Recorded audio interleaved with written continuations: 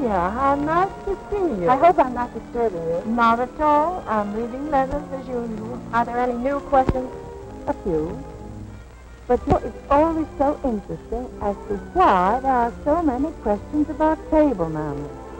Well, that's easy to understand, because most people are at ease in their own homes, but often are confused at a dinner party. That's true, and yet manners at the most formal dinner party are exactly the same as they are at home. This is a correctly set place at a dinner table. The silver, as you see, has been arranged according to courses. There should never be more silver than there are courses for which it's intended. For each course, you take the implement furthest from your plate. Croutons are sprinkled into the soup. Crackers are served as such things as clam chowder or oyster stew, in which event it is proper to crumble them, if not too many at a time. You will be provided with a large spoon if your first course is served in a plate. This is eaten with the right hand, and therefore the correct implement is furthest from your plate on the right. You fill the spoon by dipping it away from you, and then sip from the side. If you wish to take the last spoonful of soup, you may tip the plate like this. If soup is served in a cup, it may be eaten this way. Or to drink the soup, remove the spoon and lift the cup by both handles. Avoid making your little fingers conspicuous. Let them relax. Unlike the large spoon, which is to be left in the plate when you're finished, leave the small spoon in the saucer of the cup.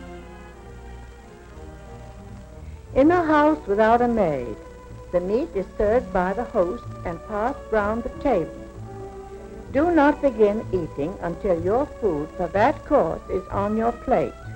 While waiting, you perhaps eat a piece of bread. Break it like this and hold it against the rim of your plate to butter it, or on your bread and butter plate, which is always on your left.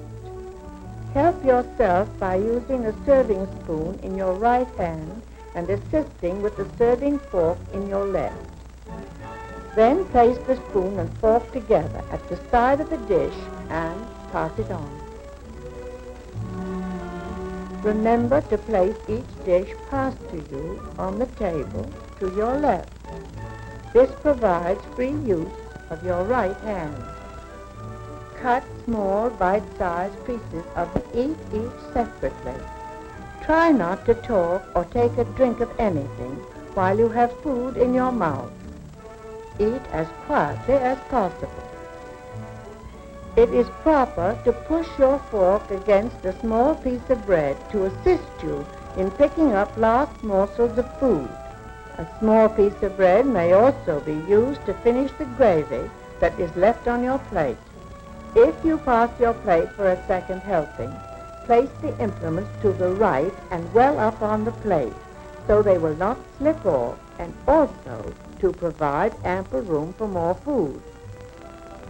Salad may be served either as a separate course, such as this, or it may be placed on the table before you sit down. In this case, your salad is that at your left. If a knife is provided, its blade must be of silver or stainless steel. It is absolutely correct to cut your salad with a knife.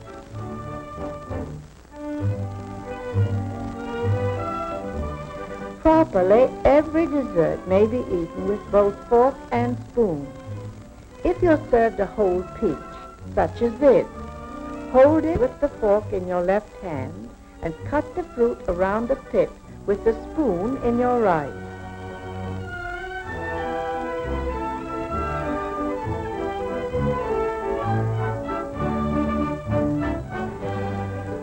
Dip the tips of your fingers into the finger bowl.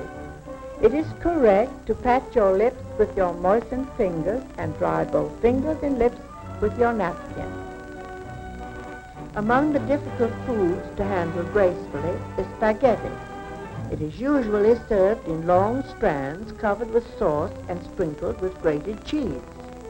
You can manage it best by using the side of your plate as a barricade and twisting it into a bite-sized roll.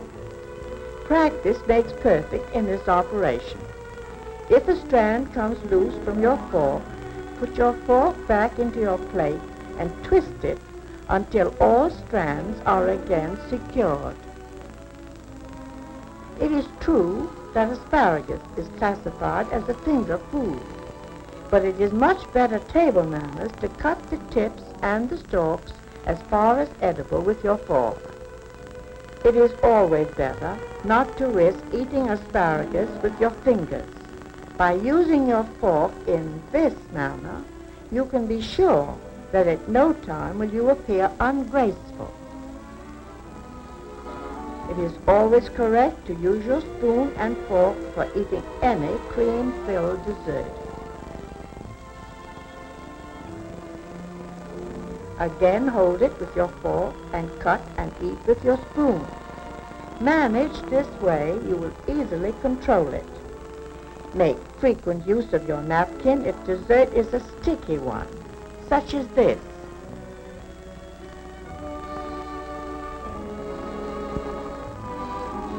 Fruits, such as stewed cherries, which you put into your mouth, pits and all, may be eaten with a spoon alone.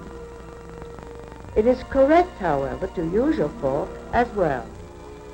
You drop the pips into your spoon and place them on your plate.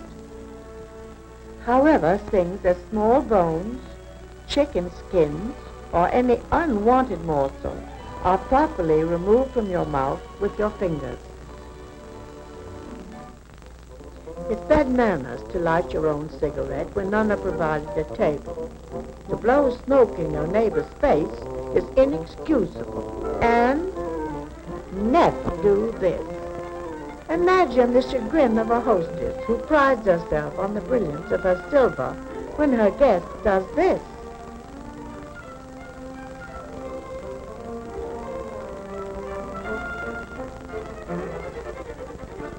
And adds insult to injury by being suspicious of the glassware.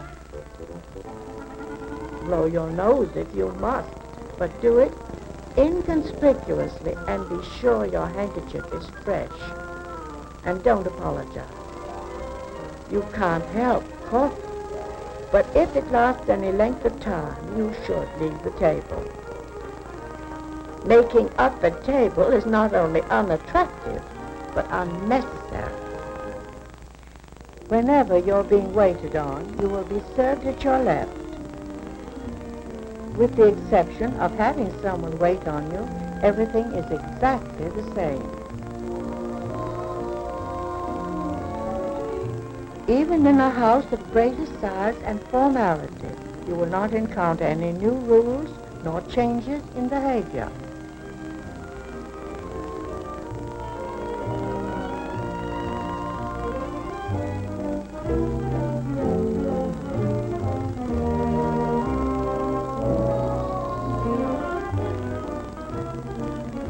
The beverage which you accept will be poured for you in its correct glass.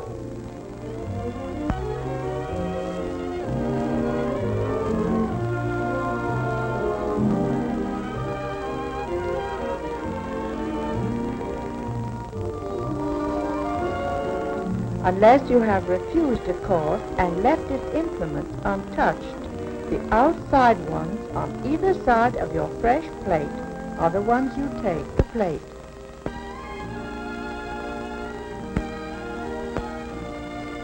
As you see, all table manners follow a set pattern. Once learned, you can never be